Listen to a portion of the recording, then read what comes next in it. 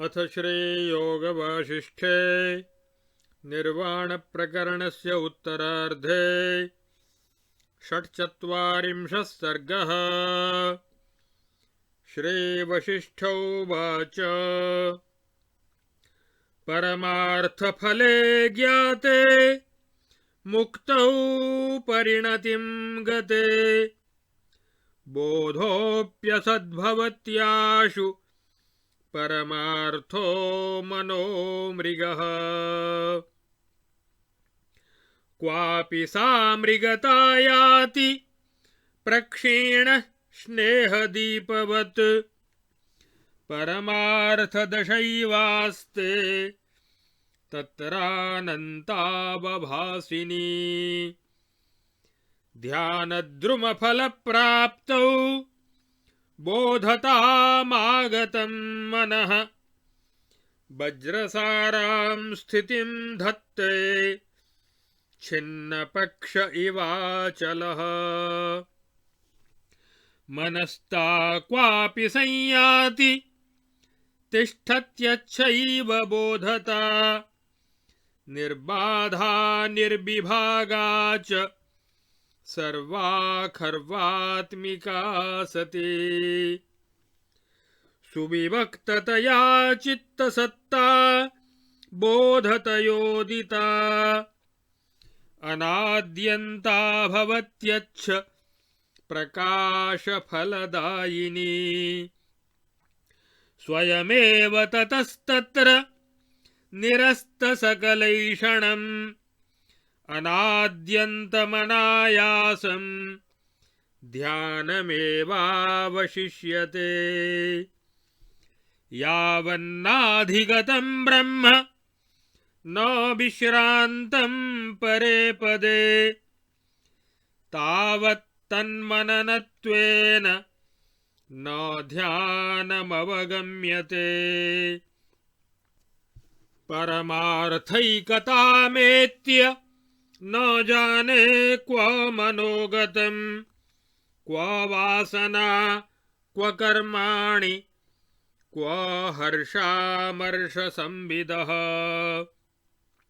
केवलं दृश्यते योगी गतो ध्यानैकनिष्ठताम् स्थितो वज्रसमाधाने विपक्ष इव पर्वतः। विरसाखिलभोगस्य प्रशान्तेन्द्रियसंविदः नीरसा शेषदृश्यस्य स्वात्मा रामस्य योगिनः। क्रमेण विगलद्वृत्तेर्बलाद् विश्रान्तिमीयुषः अर्थायातं समाधानं केन नाम विचार्यते। तावद्विषयवैरस्यं भावयन्त्युचिताशयाः न पश्यन्त्येव तान्यावद् भोगांश्चित्रनरो यथा। अपश्यन् जागतानर्थान् निर्वासनतयात्मवान् बलाद् वज्रसमाधाने त्वन्येनेव निवेश्यते।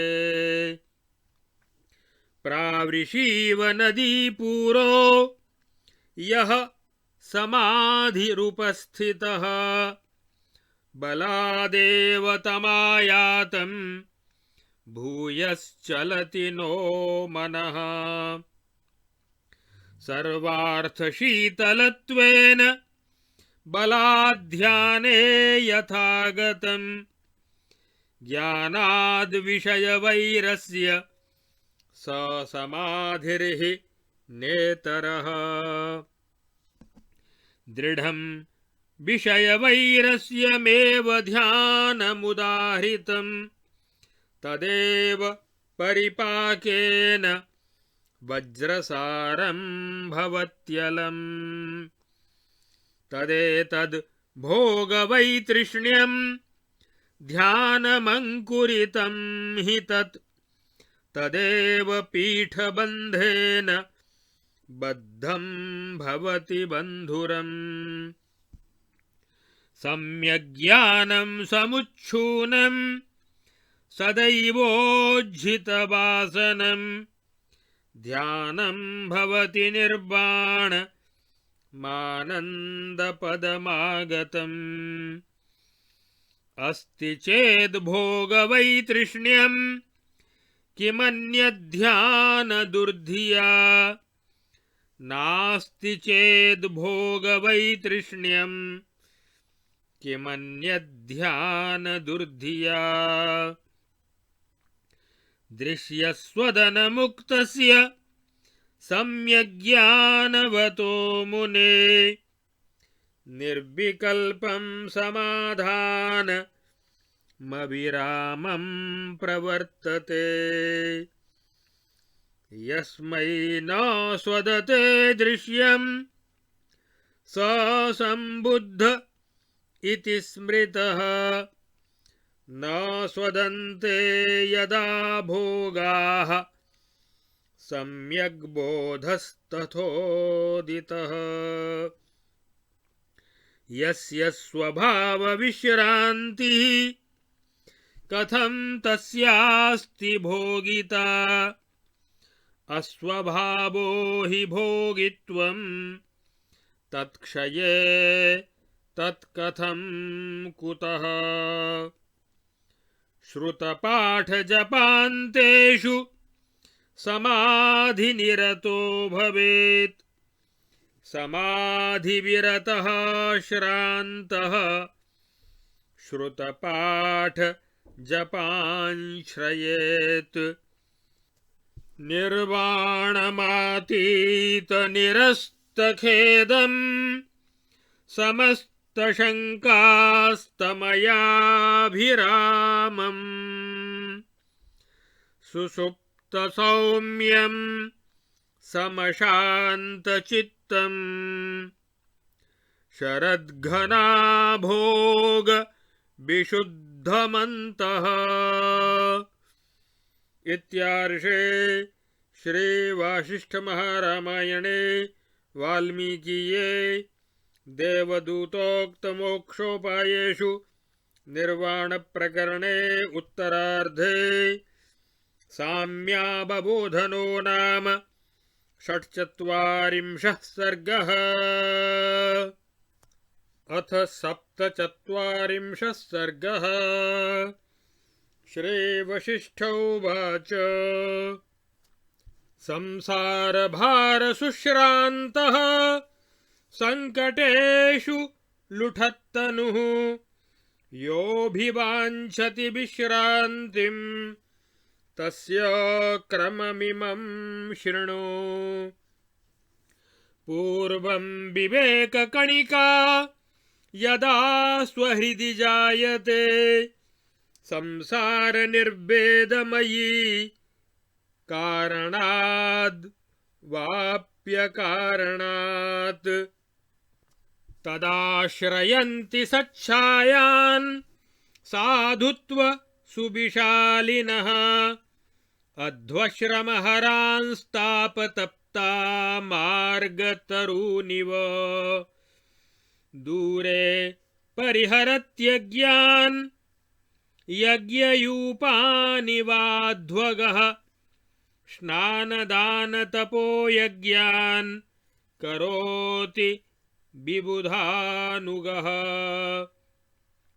पेशलं चानुरूपं च व्यवहारमकृत्रिमं लोक्यमाह्लादनं धत्ते चन्द्रबिम्बमिवामृतम्। परप्रज्ञानुगो भव्यः परार्थपरिपूरकः पवित्रकर्मरसिकः कोऽपि सौम्यः प्रवर्तते।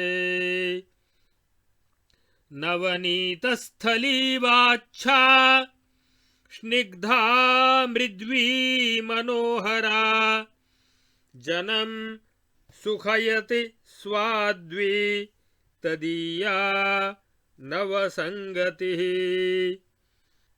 शीतलानि पवित्राणि चरितानि विवेकिनः इन्दोरिवांशुजालानि जनं शीतलयन्त्यलम्। न तथोद्यानखण्डेषु पुष्पप्रकरहारिषु विश्राम्यते वीतभयं यथा साधु समागमे। मन्दाकिनी पयांसीव संगतानि विवेकिनां प्रक्षालयन्ति पापानि प्रयच्छन्ति विशुद्धताम्। विवेकिषु विरक्तेषु संसारोत्तरणार्थिषु जनः शीतलतामेति हिमहारगृहेष्विव। ननु नामरतोदारा या विवेकिनी विद्यते सुरगन्धर्वकन्यासु मानवीषु न विद्यते। प्रज्ञाप्रसादमायाति क्रमादुचितकर्मणः अन्तः करोति शास्त्रार्थमर्थं मुकुरभूरिव। सत्प्रज्ञोन्नतिमायाति शास्त्रार्थरसशालिनी विवेकिनी विलासेन कदलीव महावने। अन्तरेवानुभवति सर्वार्थान् प्रतिबिम्बितान् आदर्शवदशेषेण प्रज्ञा नैर्मल्यशालिनी।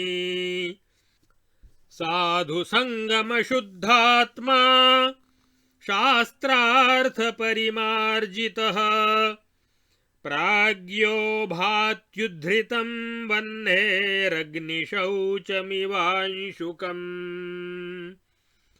कचत्काञ्चनकान्तेन विमलालोककारिणा भुवनं भास्करेणेव भाति साधुः स्वतेजसा।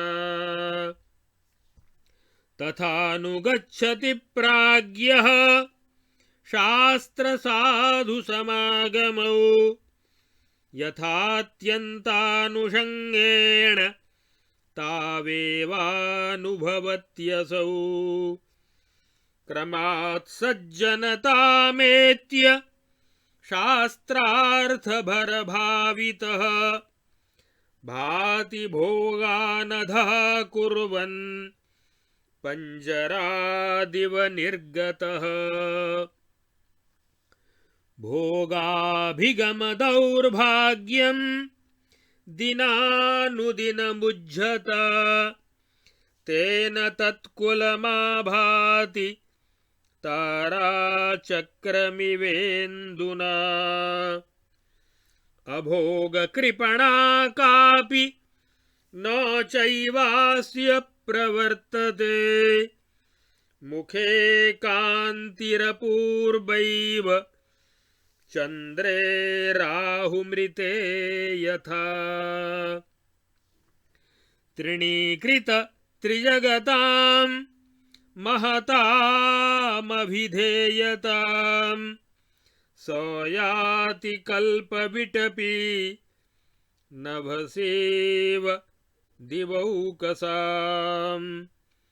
भोगानां द्वेषणेनान्तर्लज्जमानो मनस्यपि भोगानामप्यसम्पत्त्या परमं परितुष्यते।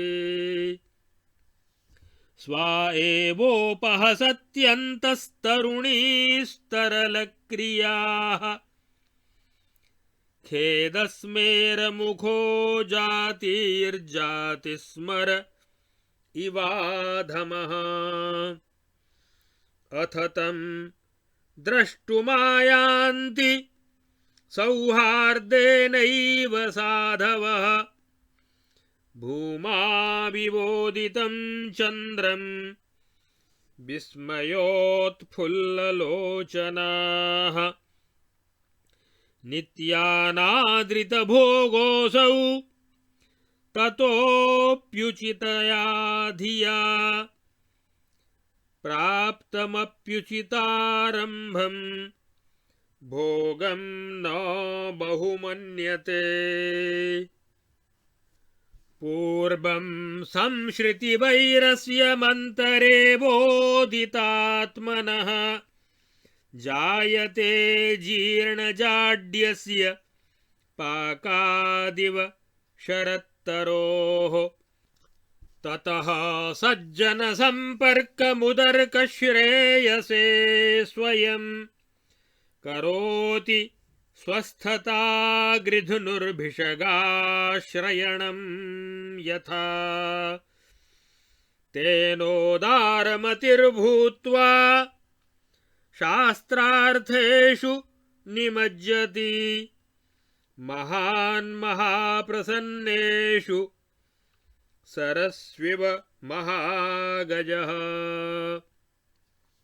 सज्जनो हि समुत्तार्य विपद्भ्यो निकटस्थितं नियोजयति सम्पत्सु स्वालोकेष्विव भास्करः परस्वादानविरतिः पूर्वमेव प्रवर्तते विवेकिनो निजार्थेषु सन्तोषश्चोपजायते परस्वादानविरतः सन्तोषामृतनिर्भरः विवेकी क्रमशः स्वार्थानप्युपेक्षितुमिच्छति ददाति कणपिण्याग शाकाद्यपि हि याचते तेनैवाभ्यासयोगेन स्वमांसानि ददात्यसौ नूनं विलयचित्तानां विवेकमनुधावतां मौर्ख्यं लघुत्वमायाति धावतामिव गोष्पदम् परार्थादानविरतिं पूर्वमभ्यस्य यत्नतः आहर्तव्या विवेकेन ततः स्वार्थेष्वरक्तता ततो भोगनिरासेन सह स्वार्थनिराकृतिः परमायै सुविश्रान्त्यै क्रियते कृतिभिः क्रमात् न तादृशं जगत्यस्मिन् दुःखं नरककोटिषु यादृशं यावदायुष्कमर्थोपार्जनशासनम् आसने शयने याने गमने रमणे जने आधिचिन्तापरा एव ननु मूढा विदन्तु ताम् नन्वर्थाभिततानर्थाः सम्पदः सन्ततापदः भोगा भवमहारोगा विपरीतेन भाविताः तावन्नायाति वैरस्यं चिन्ता विषयजृम्भणैः यावदर्थमहानर्थो न कदर्थार्थमर्थ्यते अनुत्तमसुखं यस्मै चिराय परिरोचते जगत्तृण शिखा दृष्ट्या सोऽर्थं पश्यतु शाम्यतु भूरिभावविकाराणां जरामरणकर्मणां दैन्यदौरात्म्यदाहानामर्थः सार्थ इति स्मृतः अस्मिन् जगति जन्तूनां जरामरणशालिनाम् अजरामरणं कर्तुं सन्तोषोऽस्ति रसायनम् वसन्तो नन्दनोद्यानमिन्दुरप्सरसः स्मृताः इत्येकतः समुदितं सन्तोषामृतमेकतः सरसः प्रावृषेवान्तः सन्तोषेणैव पूर्णता गम्भीरां शीतलां हृद्यां प्रसन्नां रसशालिनीं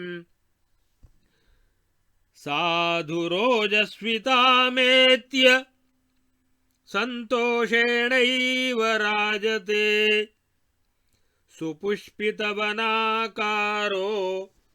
वसन्तेनेव पादपः पादपीठपरामर्श पिष्टकीटवदीहते दीनप्रकृतिरर्थार्थी दुःखाद्दुःखान्तरं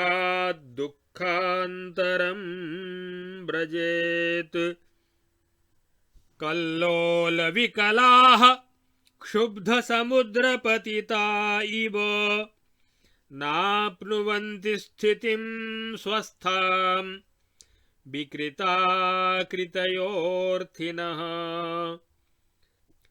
सम्पदः प्रमदाश्चैव तरङ्गोत्तुङ्गभङ्गुराः कस्तास्त्वहि फणच्छत्रच्छायासु रमते बुधः अर्थोपार्जनरक्षाणां जानन्नपि कदर्थनां यः करोति स्पृहां मूढो नृपशुं तं न संस्पृशेत् मनसो बाह्यमारम्भमान्तरं च लुनाति यः समं वैतृष्ण्यदात्रेण तस्य क्षेत्रं प्रकाशते जगत्त्वमज्ञसम्बुद्धं ज्ञो विदन्न सदेव यत् सतीव तत्र स्फुरति तदनभ्यासजृम्भितम्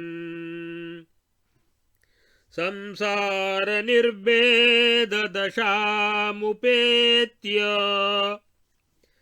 सत्सङ्गमं शास्त्रमुपेत्य तेन शास्त्रार्थभावेन निरस्य भोगान् वैतृष्ण्यदार्ढ्यात् परमार्थमेति। इत्यार्षे श्री वासिष्ठ महारामायणे वाल्मीकीये देवदूतोक्त मोक्षोपायेषु निर्वाण प्रकरणे उत्तरार्धे मुमुक्षु प्रथमोपक्रमो नाम 47 सर्गः। अब आगे इस योग वासिष्ठ महारामायण के निर्वाण प्रकरण के उत्तरार्ध के 46 और 47वें सर्ग में सबसे पहले ध्यान रूपी कल्पद्रुम के ध्यान रूपी कल्प वृक्ष के फल के आस्वादन से मन की स्थिति कैसी होती है इसका वर्णन किया गया और इसके बाद मुक्ति के विभिन्न साधनों का वर्णन इन 2 सर्गों में किया गया है। श्री वशिष्ठ जी कहते हैं, हे रघुनंदन, जब परमार्थ रूप फल का ज्ञान हो जाता है और मुक्ति की स्थिति दृढ़ हो जाती है, तब बोध भी शांत हो जाता है और अनंत परमात्म स्वरूप का प्रकाश करने वाली परमार्थ दशा ही शेष रह जाती है। मनस्ता मनन स्वभावता न मालूम कहाँ विलीन हो जाती है और निर्बाध, विभाग रहित, सर्वव्यापक, पूर्ण, विशुद्ध, सदरूपिणी परमानंदमयता ही शेष रह जाती है। उस समय जीवात्मा के परमार्थ स्वरूपता को प्राप्त हो जाने पर मन, वासना, कर्म, हर्ष, अमर्ष, अमर्ष माने असहिष्णुता अथवा क्रोध आदि भी कहाँ चले जाते हैं पता ही नहीं लगता।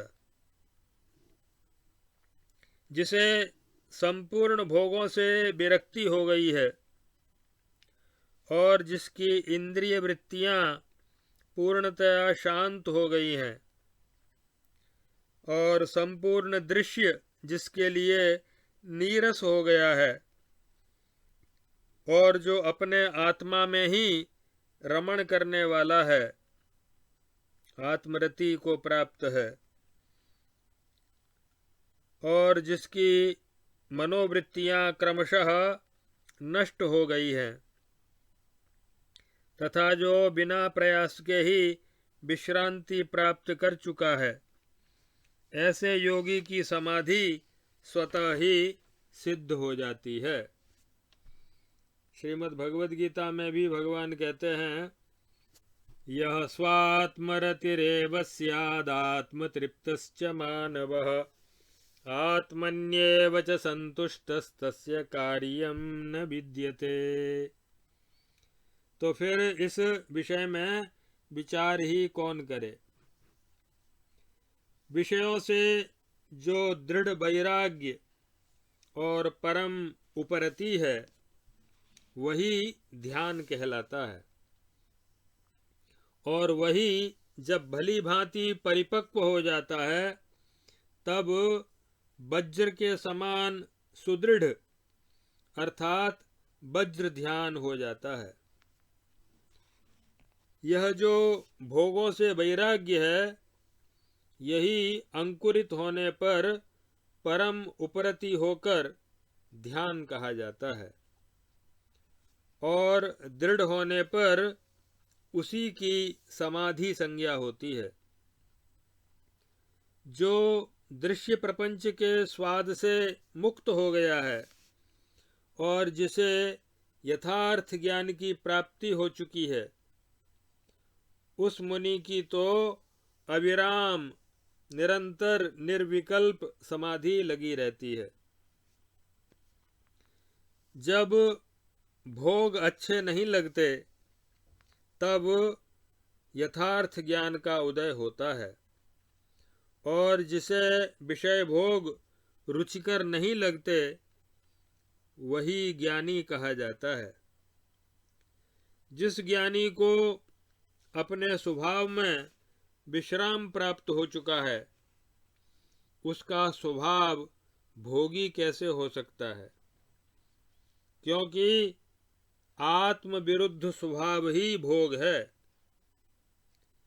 फिर उस स्वभाव के क्षीण हो जाने पर भोगिता कहाँ से और कैसे प्राप्त हो सकती है।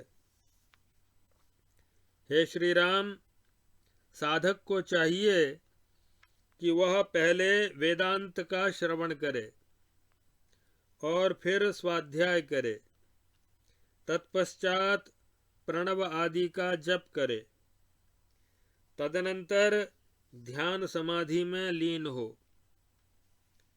और फिर समाधि से विरत होने पर वह थका हुआ साधक पुनः पूर्ववत श्रवण, पाठ और जप का ही आश्रय ले।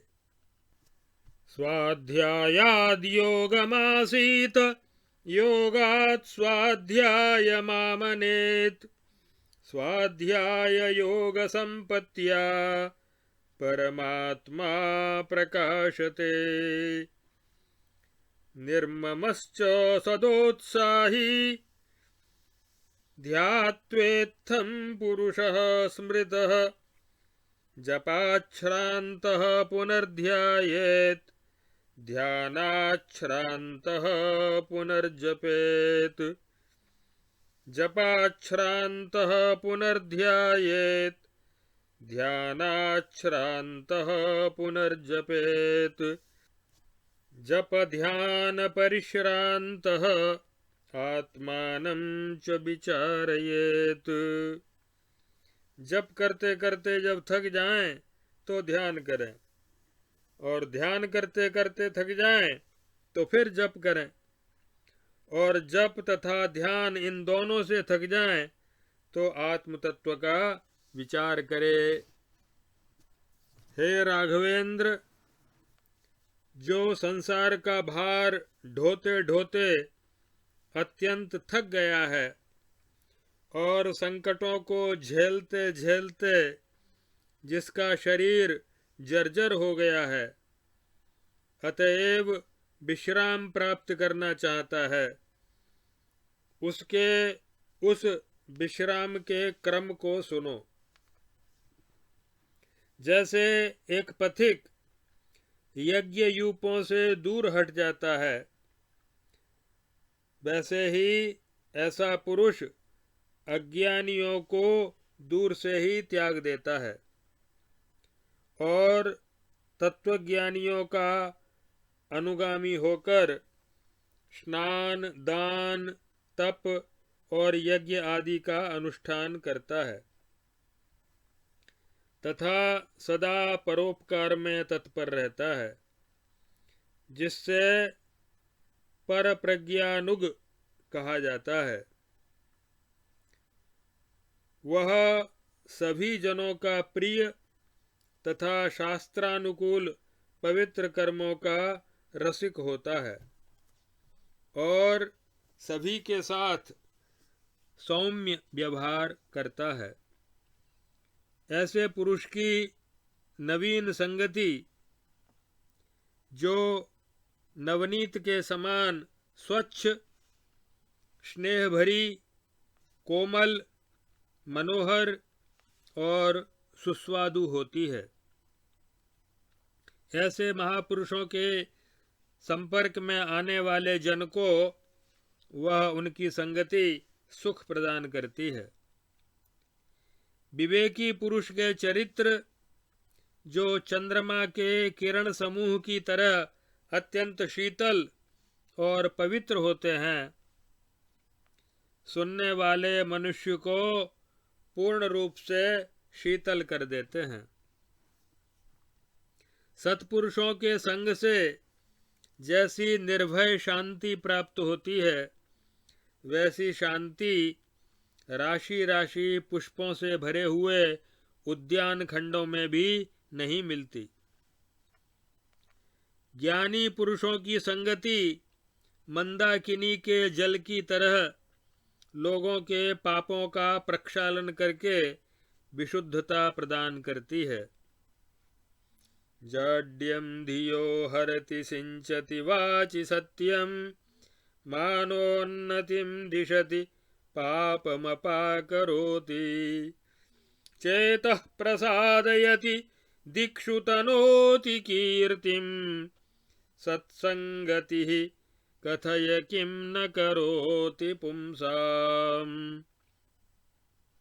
संसार सागर से पार जाने की इच्छा वाले विरक्त ज्ञानी पुरुषों के समागम से मनुष्य का हृदय वैसे ही शीतल हो जाता है जैसे हिम और पुष्पहारों से निर्मित घरों में निवास करने पर होता है। क्रमशः किए गए न्यायोचित निष्काम कर्म से बुद्धि विशुद्ध हो जाती है और बुद्धि के निर्मल होने पर जैसे स्वच्छ दर्पण प्रतिबिंब को तुरंत धारण और ग्रहण कर लेता है, वैसे ही मनुष्य शास्त्रों के अभिप्राय को अपने अंतःकरण में यथार्थ रूप से ग्रहण कर लेता है। फिर विवेकी पुरुष के हृदय में शास्त्रार्थ रस से सुशोभित उत्तम प्रज्ञा उन्नति को प्राप्त होती है। ऋतंभरा तत्र प्रज्ञा, जिसका आत्मा साधु समागम से शुद्ध तथा शास्त्रार्थ चिंतन से परिमार्जित हो गया है, वह प्राज्ञ पुरुष परम शोभा को प्राप्त होता है। प्राज्ञ पुरुष शास्त्र और सत्पुरुषों के संग का ऐसा अनुसरण करता है जिससे इनमें अत्यंत आसक्ति होकर इन्हीं का अनुभव होता रहता है। क्रमशः सज्जनता को प्राप्त करके वह शास्त्रार्थ की भावना से पूर्णतया भावित हो जाता है। फिर भोगों का तिरस्कार करके वह पिंजरे से छूटे हुए सिंह की तरह शोभा पाने लगता है। भोगों के पीछे दौड़ना बहुत बड़ा दुर्भाग्य है, इसलिए दिन पर दिन उसका त्याग करने वाले विवेकी पुरुष के द्वारा उसका कुल उसी प्रकार चमकने लगता है जैसे चंद्रमा से तारा समूह सुशोभित होने लगते हैं। शास्त्रार्थ भावन वशेन गिरा गुरूणाम सत्संगमेन नियमेन शमेन राम तत्प्राप्यते सकल विश्वपदादतीतं सर्वेश्वरं परममाद्यमनादिशर्म। हे राघव, जिन्होंने तीनों लोकों को तृण के तुल्य समझ लिया है, उनकी प्रशंसा महात्मा लोग वैसे ही करते हैं जैसे स्वर्गलोक में स्वर्गवासी लोग कल्प वृक्ष का गुण गाते हैं। ऐसा पुरुष भूतल पर उदित होते हुए चंद्रमा के समान होता है। अतः जिनके नेत्र विस्मय से उत्फुल्ल हो गए हैं, ऐसे साधु महात्मा सौहार्दवश उसका दर्शन करने के लिए आते हैं। भोगों के प्रति उसकी आदर बुद्धि सदा के लिए नष्ट हो जाती है, इसलिए न्याय युक्त भोगों के प्राप्त होने पर भी वह उनका आदर नहीं करता।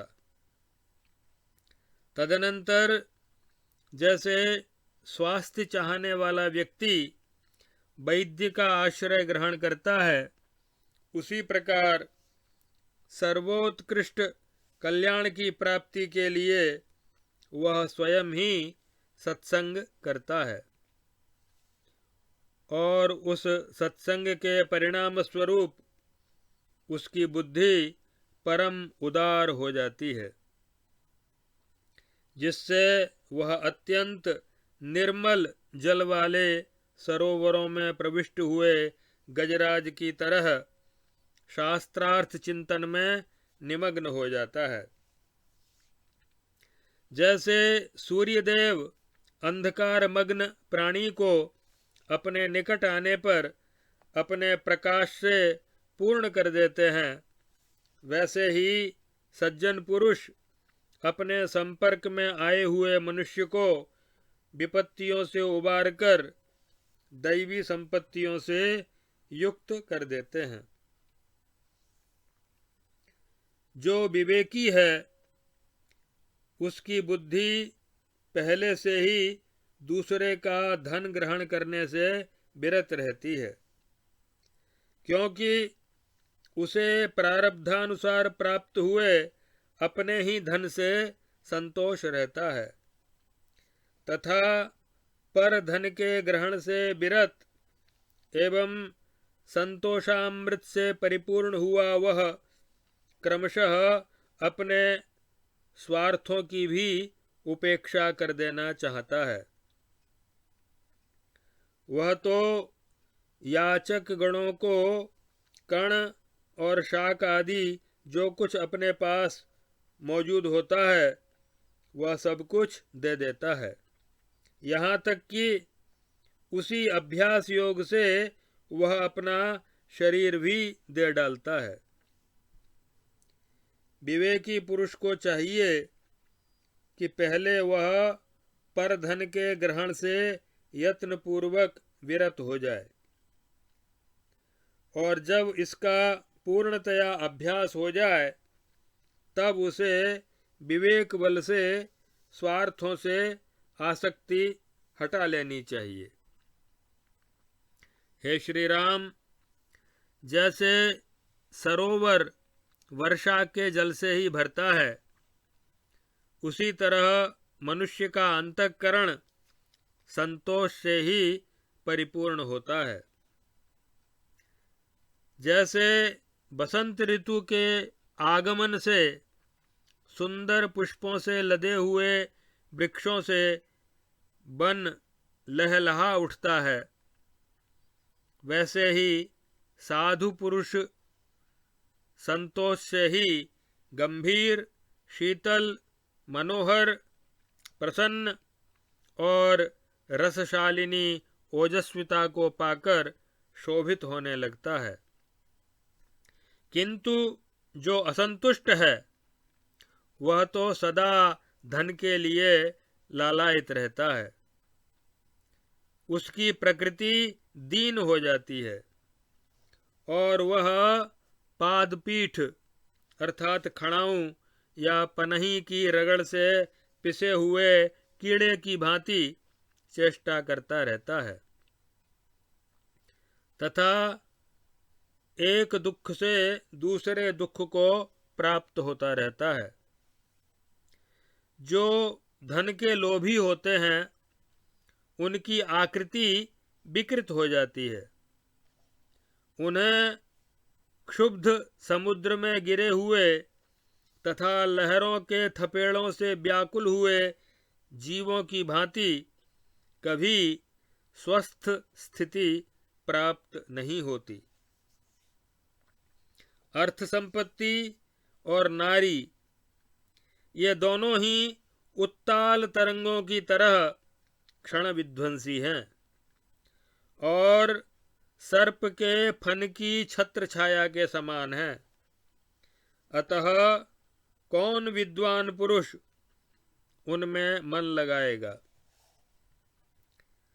धन के उपार्जन और रक्षण में जो यातनाएं भोगनी पड़ती हैं उन्हें जानता हुआ भी जो मूढ़ धन की अभिलाषा करता है वह मनुष्य होते हुए भी पशु तुल्य है। अतः उसका तो स्पर्श तक नहीं करना चाहिए। संपदः प्रमदाश्चैव तरंगोत्तुंगभंगुराः कस्तास्वहि फणाच्छत्रच्छायासु रमते बुधः अर्थोपार्जनरक्षाणां जानन्नपि कदर्थनां यः करोति स्पृहां मूढो नृपशुं तं न संस्पृशेत।